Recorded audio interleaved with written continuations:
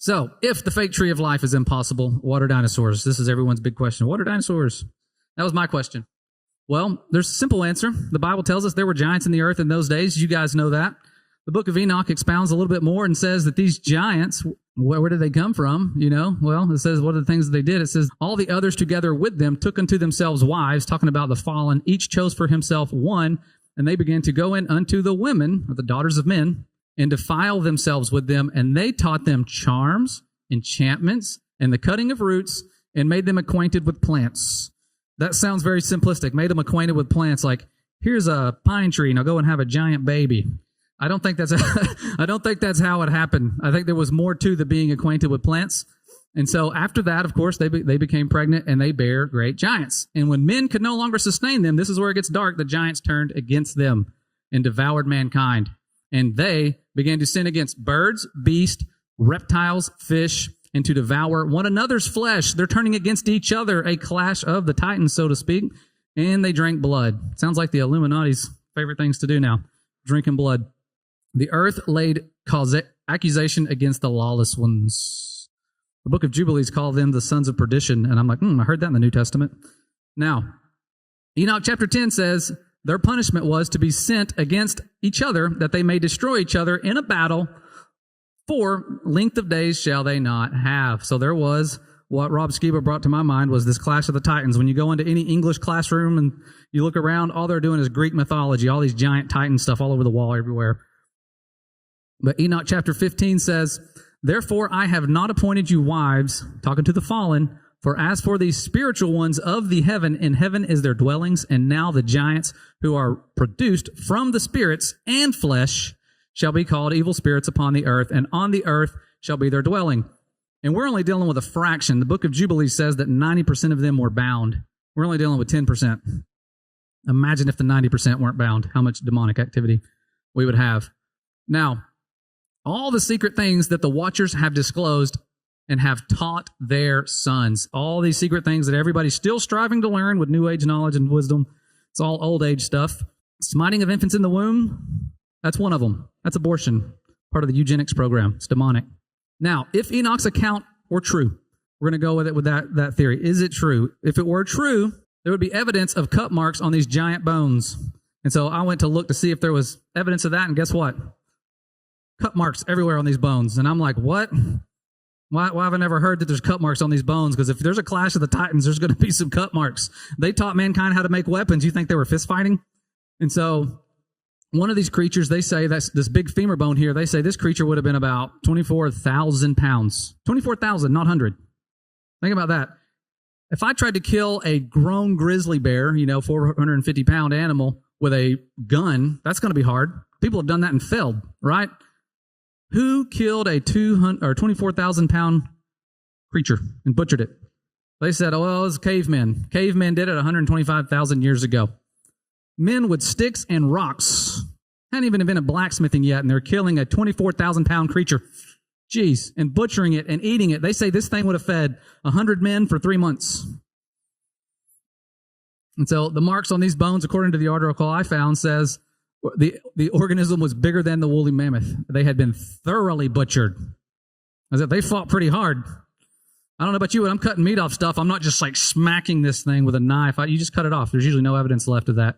Some of these cut marks are said to be 3.4 million years old, and that just says, move it back. Move the goalpost all the way back. Put people there with knives killing these giant creatures.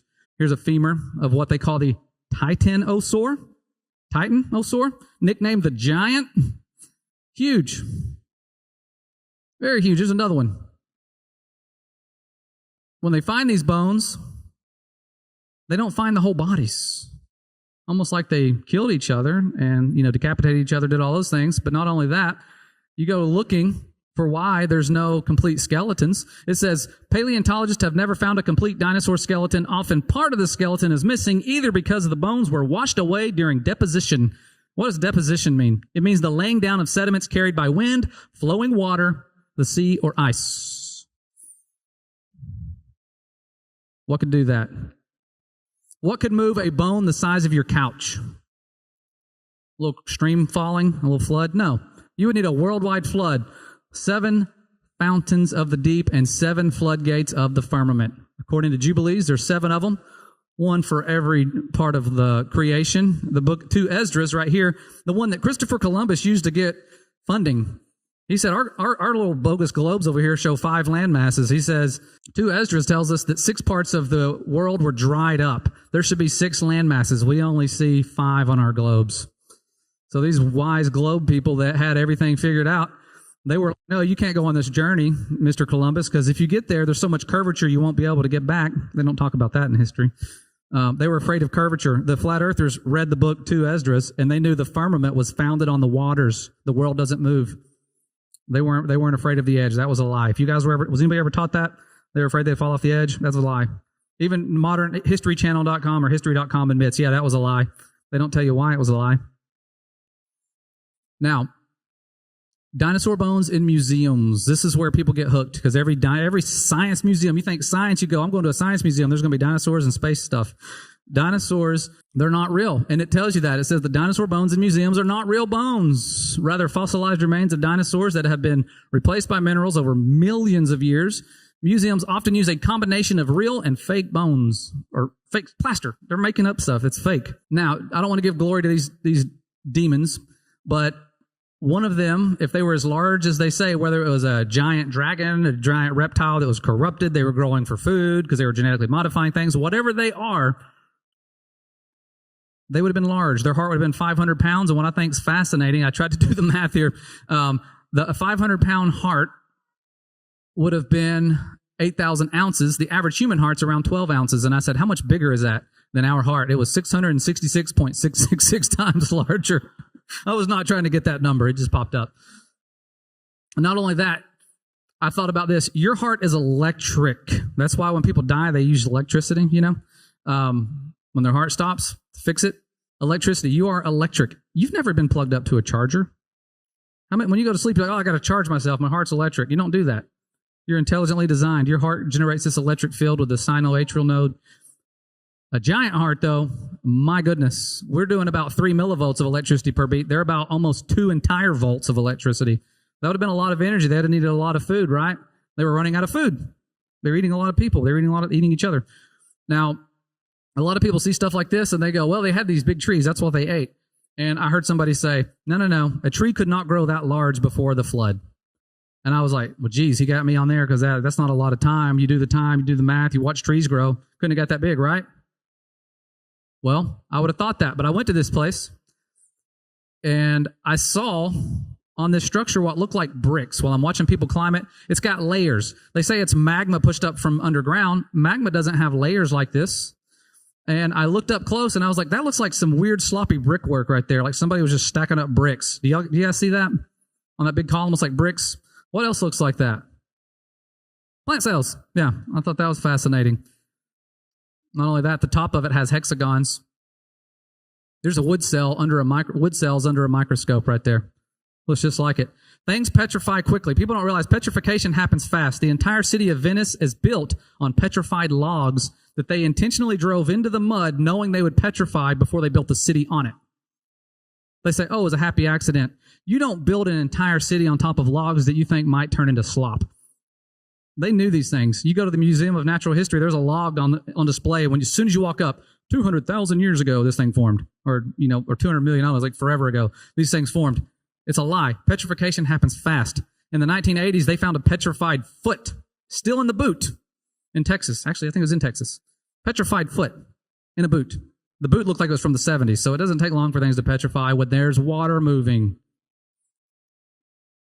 Here's a close-up microscopic view of one of the rocks from that tower. They call it the Devil's Tower. It looks like it was once living to me. It looks like part of like a petrified cell.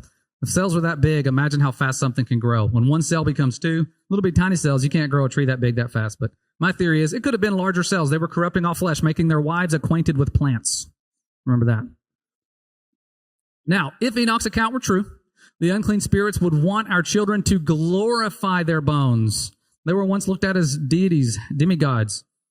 They want people glorifying their bones. I glorified those things when I was younger. I don't know about you, but we watched Jurassic Park in school. They brought in the glass front TV and wheeled that thing in, and we watched Jurassic Park together like it was a history lesson. I was pumped. I was like, woo, yeah, look at these things eating each other's flesh. This has happened before. We're like deja vu. I'm like, why does this seem so real? Because it happened before. These things were eating each other's flesh. There were teeth marks on these bones that were just creepy looking. When you look at their bones, the bite marks on them. Now, where does our knowledge for this stuff come from? Anybody want to guess? It's already up here. The UK, Fellows of the Royal Society. Same ones that created the old Earth lie, demonic lie, evolution. Dinosaurs. So you have Gideon Mantell with his iguanodon, and then William Buckland with his megalosaurus, and then Sir Richard Owen. Don't look at his eyes. I'm telling you, you'll turn to stone. Look at those. This guy's creepy. He just created the term dinosaur, which meant terrible lizard. So that was his claim to fame. He created a word to describe something that was a lie. Now, here's their homework.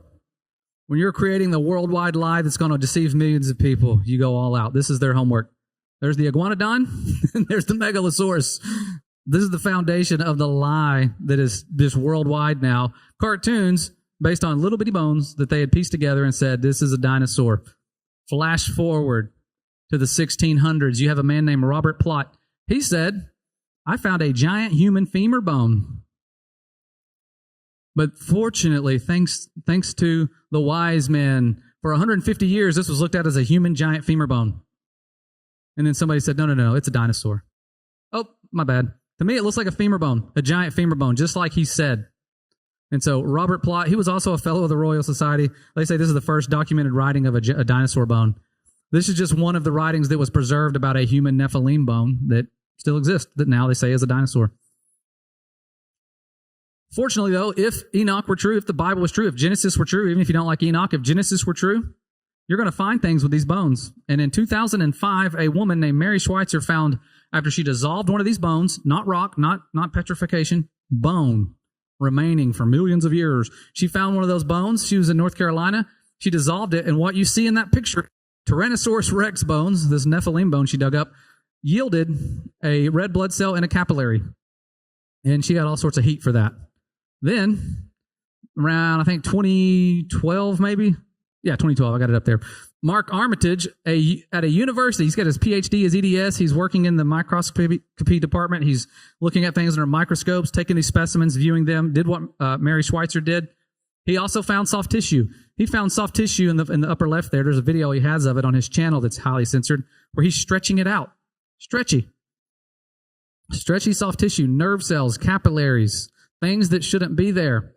Fame and fortune soon followed. He became a fellow of the Royal Society. I'm just kidding. No, he got fired. He got fired for his discovery. Fired. A worldview-changing discovery. Him and Mary Schweitzer both shared it. They fired him. They said, there's no room for your religion in our department. Because he's excited. He's like, guys, this can't be millions of years old. And they're like, get out of here. It is. We've already built all of our worldly wisdom up. And so, fortunately, he won his lawsuit, and now he goes around doing homeschool stuff, kind of like I do, sharing it with other people for free. He also found blood clotting in the bones, which is indicative of drowning. Using forensic science, you can see how these things died. It wasn't an asteroid that helped them evolve after they died into chickens. They drowned.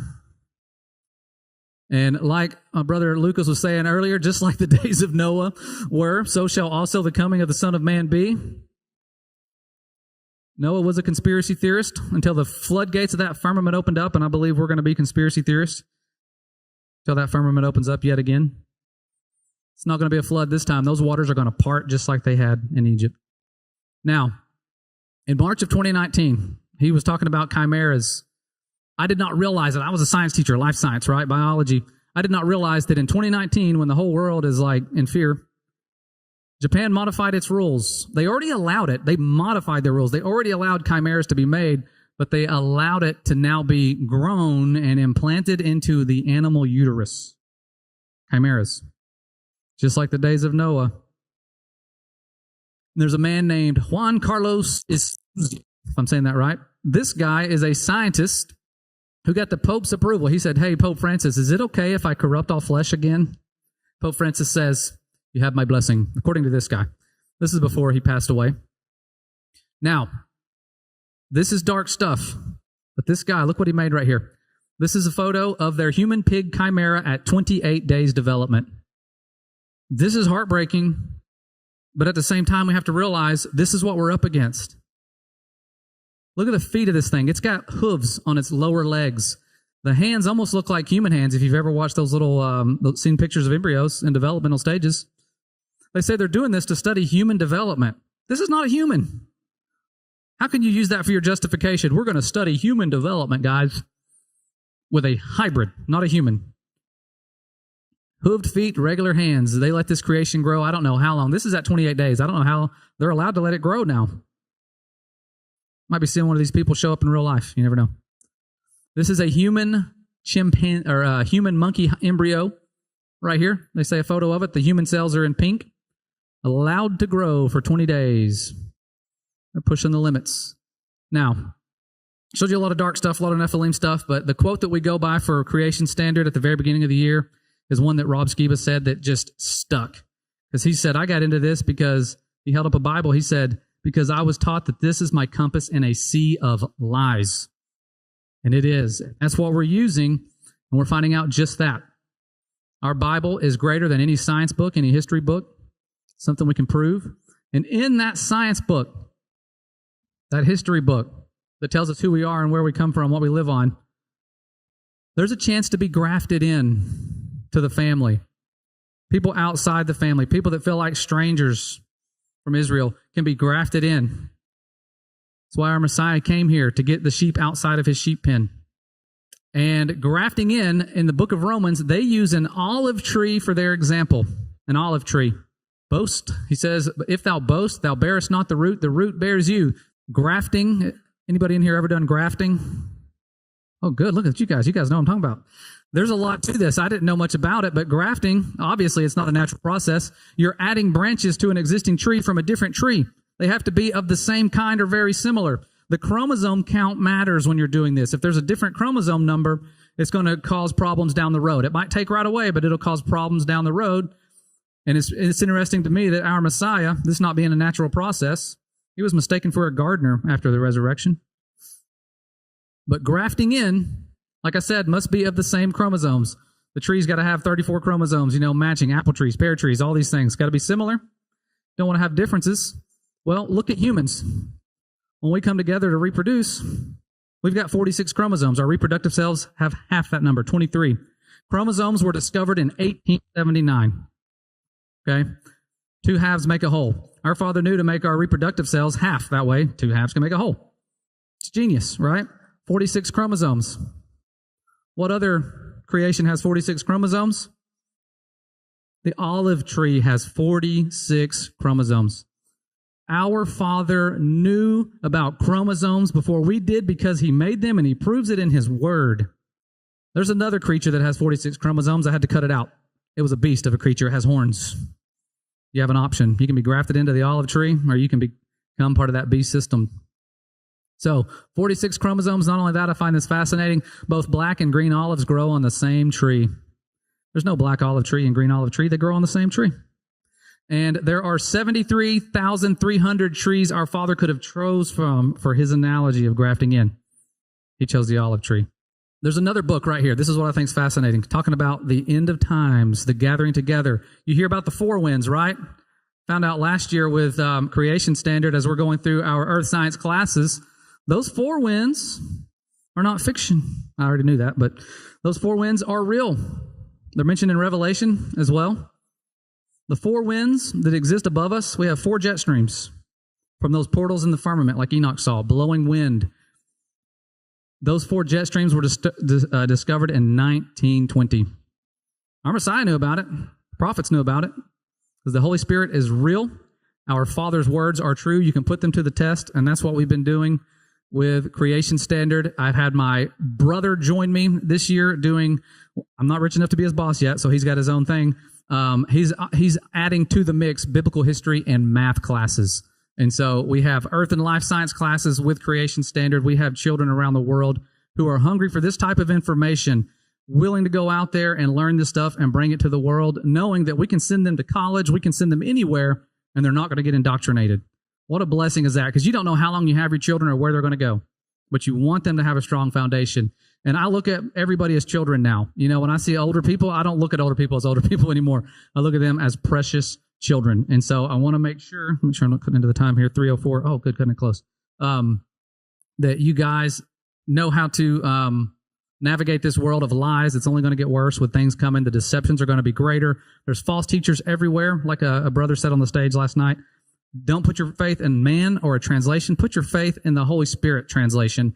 That's going to translate the lies and separate the lies from the truth for you. There's so many false teachers out there and so many things to just jump on board with.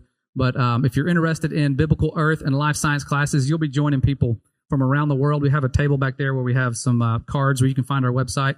We have people. We haven't filled up the map yet. We're not like Dave Weiss with the blue dots everywhere.